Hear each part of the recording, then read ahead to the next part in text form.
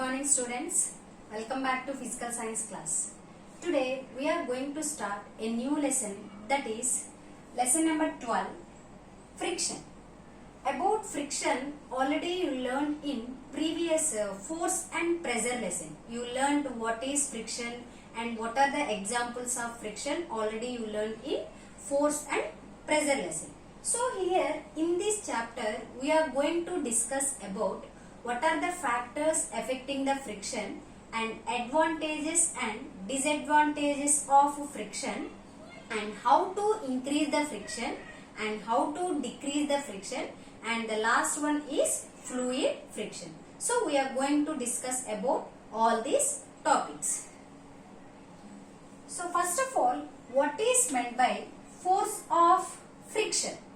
Force of friction is the force which opposes the motion of an object over a surface. Force of friction is nothing but an opposing force. In opposite direction, the force exists. That is nothing but force of friction. The opposing force on an object over a surface is known as force of friction.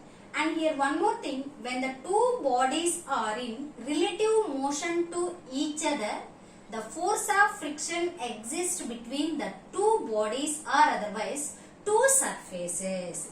And one more thing, here the force of friction acts between the object and the surface. Always the force of friction acts between the object and the surface. See, let us discuss examples of force of friction.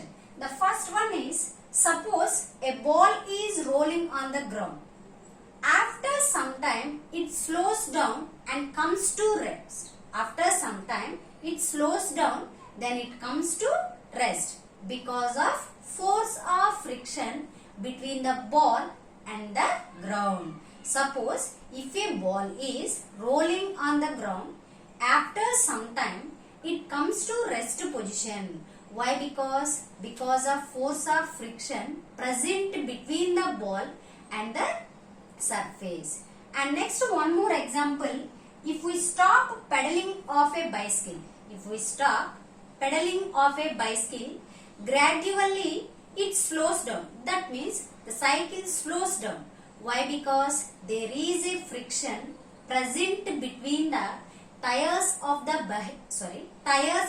bicycle and the surface, that means road. Okay, if we stop pedaling of bicycle, it gradually slows down and comes to stop due to force of friction between the wheel and the road. So these are the examples of force of friction. See, force of friction is nothing but an opposite force. Opposing force, the motion, opposes the motion of an object over another surface. Over the surface is nothing but force of friction.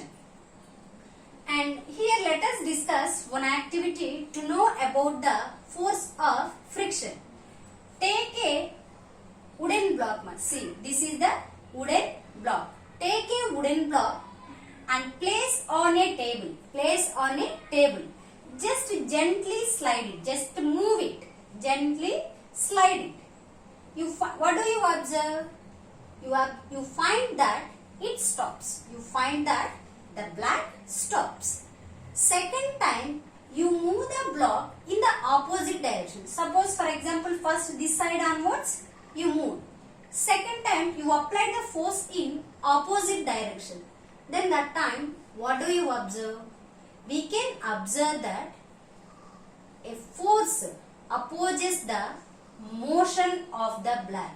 We can observe that it stops. Just it moves, then afterwards it stops. Why? Because here what is happening? A force that opposes the motion of the block. The force is nothing but force of friction. That means the force of friction stops or otherwise opposes the motion of the block. So from this activity we can understand that the force of friction is nothing but, what is meant by force of friction? Yes, very good. It is nothing but an opposing force between an object and the surface. Okay, right? And see here, the next topic is factors affecting force of friction. That means what are the factors that affects the force of friction?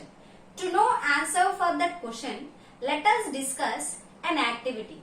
See, first of all, for this activity, we need a spring balance. See, this is the spring balance. If we observe the spring balance carefully, at bottom, it contains a hook. See here, this is the hook. It contains a hook which on being loaded and it gets stretched. Which on being loaded, that means weight will know, it carries the weight on the hook. So that's why which on being loaded, it gets stretched. And if we observe upside of the spring balance, it consists of a graduated scale. See here, it consists of a graduated scale. And one more thing, on the graduated scale, it consists of a pointer. It consists of a pointer.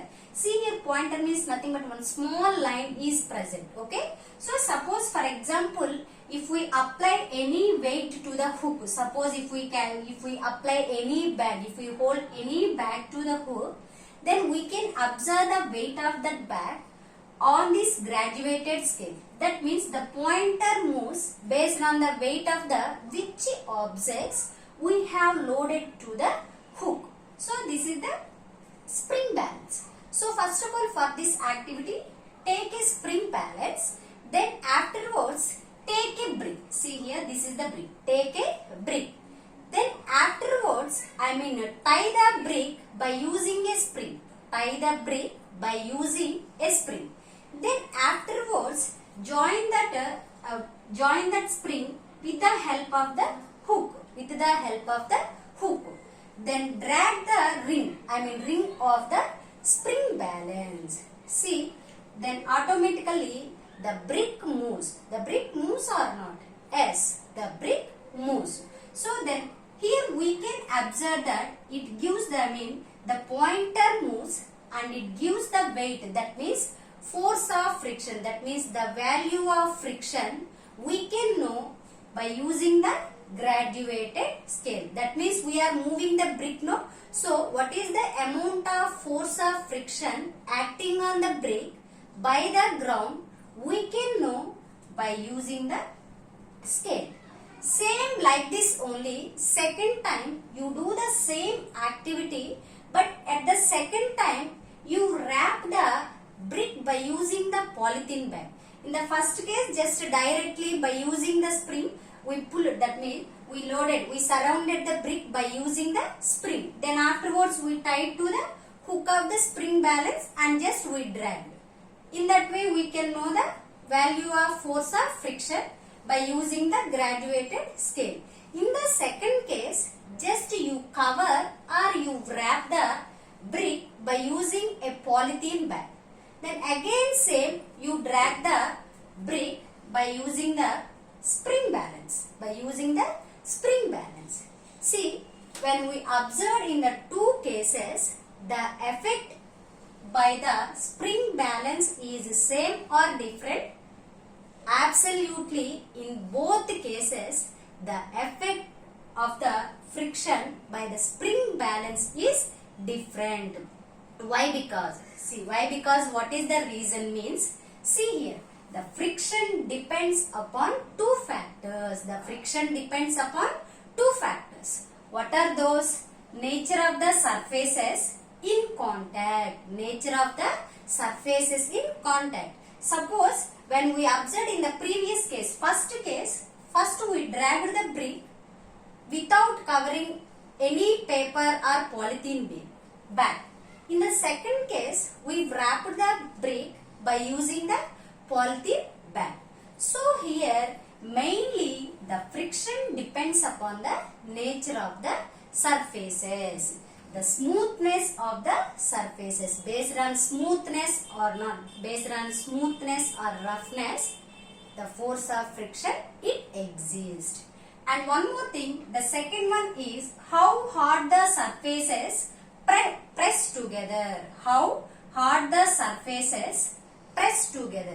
That means the force of friction depends upon the roughness of the two surfaces or in contact. Roughness of the two objects which are in roughness of the surfaces which are in contact. See, by this activity you can understand easily. See here, first of all select an inclined plane. See, inclined plane means like this one. Here upside and like this down. Inclined plane like this. We have to select any one inclined plane. Then afterwards in front of that one keep any smooth pad or otherwise any cardboard sheet. It must be very smooth surface. Then afterwards take a chalk piece or anything, just a pencil also no problem, anything. Take any one object, just keep on the inclined plane, just you remove it, that means you slide it. Then immediately the pencil or chalk piece, whatever it may be, it moves, then it travels on the cardboard on the smooth surface. After some time, that means it travels some distance and finally it comes to rest. Just mark it up to how much distance it covered, just you mark it. Then in the second case, like that only same, you select an inclined plane, but second time you select any hard, that means rough surface. Before I told that must and should, the surface should be very smooth. In the second case you select any rough surface like this. The surface must be rough. Then again you slide the pencil or otherwise chalk piece on the inclined plane. Then here also the pencil or chalk moves and after some time it comes to rest. Then here also you just keep a mark. Then afterwards you observe both the smooth surface and rough surface.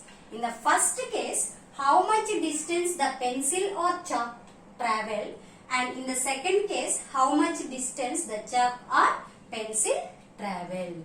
If we observe the two cases, if we observe clearly in the two cases, in the first case, if the surface is very smooth, the friction is very less. So that's why, because of friction is less, it moves larger distance. When we observe in the second case, because of rough surface, the friction is more. If the surface is rough, the friction is more. So that's why the chalk or pencil, it travels very less distance. So from these activities, we can conclude that mainly two factors. The friction depends upon the two factors. What is the first one? Nature of the surfaces in contact. Based on the nature of the surfaces in contact. That is the first factor. And what is the second one? The force of friction depends upon the roughness of the surfaces or in contact. Suppose if the friction, suppose for example when we observe the smooth surface, the friction is very less. Suppose if we observe on the rough surface, the friction is more. Okay. So this is the information about the factors affecting friction. And next topic is cause of friction. See, every time we are discussing about there is a frictional force is present between two surfaces or otherwise two bodies or two objects. So what is the cause of that friction? What is the reason? See, mainly friction is caused due to interlocking of irregularities. Between the two surfaces in contact.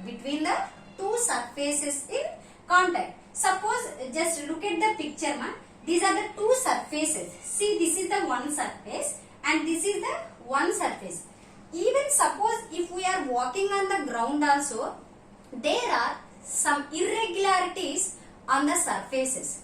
But we can't find out. That means we can't observe. It look like very smooth, but they contain minute, very small irregularities.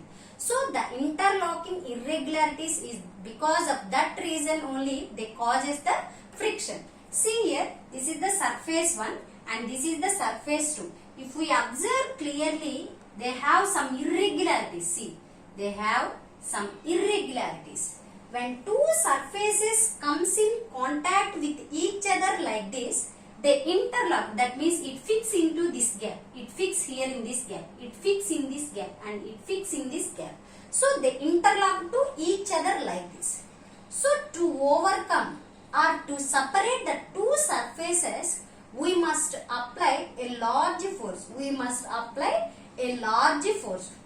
Why? Because just if we apply little force, we can't overcome these irregularities. We can't overcome these irregularities.